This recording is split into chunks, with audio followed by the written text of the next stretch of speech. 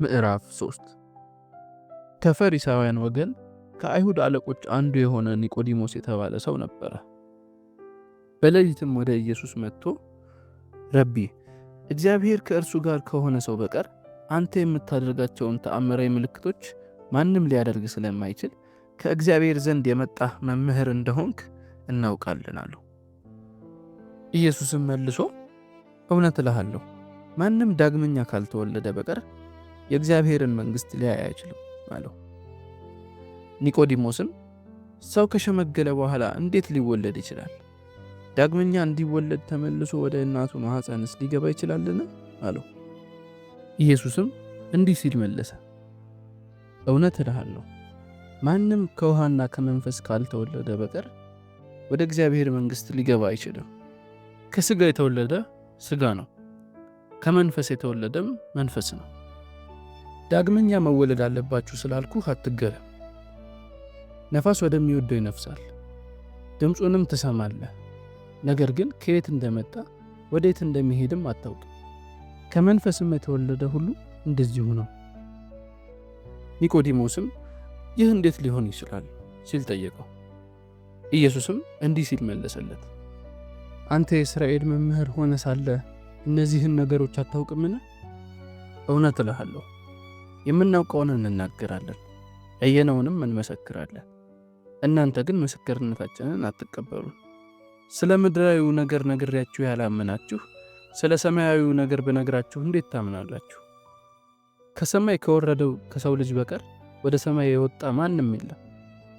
ሙሴ በምድረ በዳ እባብን እንደሰቀለ የሰው ልጅም እንዲሁ ሊሰቀል ይገባዋል።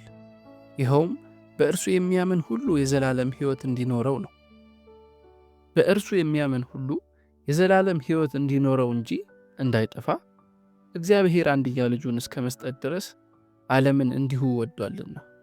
እግዚአብሔር ልጁን ወደ ዓለም የላከው በዓለም ለመፍረድ ሳይሆን ዓለምን በእርሱ ለማዳን ነው። በእርሱ የሚያምን ሁሉ አይፈረድበትም።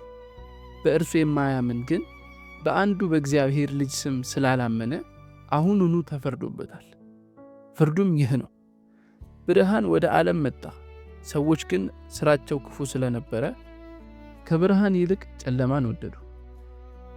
ክፉ የሚያደርግ ሁሉ ብርሃንን ይጠላል፣ አድራጎቱም እንዳይገለጥበት ወደ ብርሃን አይመጣም። በእውነት የሚመላለስ ግን ሥራው በእግዚአብሔር የተሠራ መሆኑ በግልጽ ይታይ ዘንድ ወደ ብርሃን ይመጣል።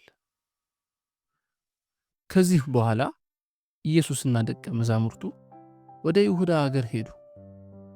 እዚያም ከእነርሱ ጋር ጥቂት ተቀመጠ፣ አጠመቅም። በዚህ ጊዜ ዮሐንስም በሳሌም አቅራቢያ ሄኖን በተባለ ስፍራ ብዙ ውሃ ስለነበረ ያጠምቅ ነበር። ሰዎችም ለመጠመቅ ይመጡ ነበር። ይህም የሆነው ዮሐንስ ከመታሰሩ በፊት ነበር። በአንዳንድ የዮሐንስ ደቀ መዛሙርትና በአንድ አይሁዳዊ መካከል ስለ መንጻት ሥርዓት ክርክር ተነሳ። ወደ ዮሐንስም መጥተው ረቢ፣ በዮርዳኖስ ማዶ ከአንተ ጋር የነበረው ስለ እርሱም የመሰከርክለት ሰው እነሆ ያጠምቃል፣ ሰውም ሁሉ ወደ እርሱ እየሄደ ነው አሉት። ዮሐንስም እንዲህ ሲል መለሰ፣ ከላይ ካልተሰጠው በቀር ማንም አንዳች ሊቀበል አይችልም። እኔ ክርስቶስ አይደለሁም፣ ነገር ግን ከእርሱ በፊት ተልኬአለሁ እንዳልኩ እናንተ ራሳችሁ ትመሰክራላችሁ። ሙሽራይቱ የሙሽራው ነች። ድምፁን ለመስማት ባጠገቡ የሚቆመው ሚዜ ግን የሙሽራውን ድምፅ ሲሰማ እጅግ ደስ ይለዋል። ያ ደስታ የእኔ ነው፣ እርሱም አሁን ተፈጽሟል። እርሱ ሊልቅ እኔ ግን ላንስ ይገባል። ከላይ የሚመጣው ከሁሉ በላይ ነው። ከምድር የሆነው የምድር ነው፣ የምድሩንም ይናገራል። ከሰማይ የሚመጣው ከሁሉ በላይ ነው፣ ያየውንና የሰማውን ይመሰክራል። ነገር ግን ምስክርነቱን ማንም አይቀበልም። ምስክርነቱንም የተቀበለ ሰው እግዚአብሔር እውነተኛ እንደሆነ አረጋገጠ። እግዚአብሔር መንፈሱን ሳይሰፍር ስለሚሰጥ እግዚአብሔር የላከው የእግዚአብሔርን ቃል ይናገራል።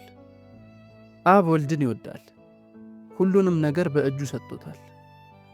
በወልድ የሚያምን ሁሉ የዘላለም ሕይወት አለው። በወልድ የማያምን ግን የእግዚአብሔር ቁጣ በላዩ ይሆናል እንጂ ሕይወትን አያይም።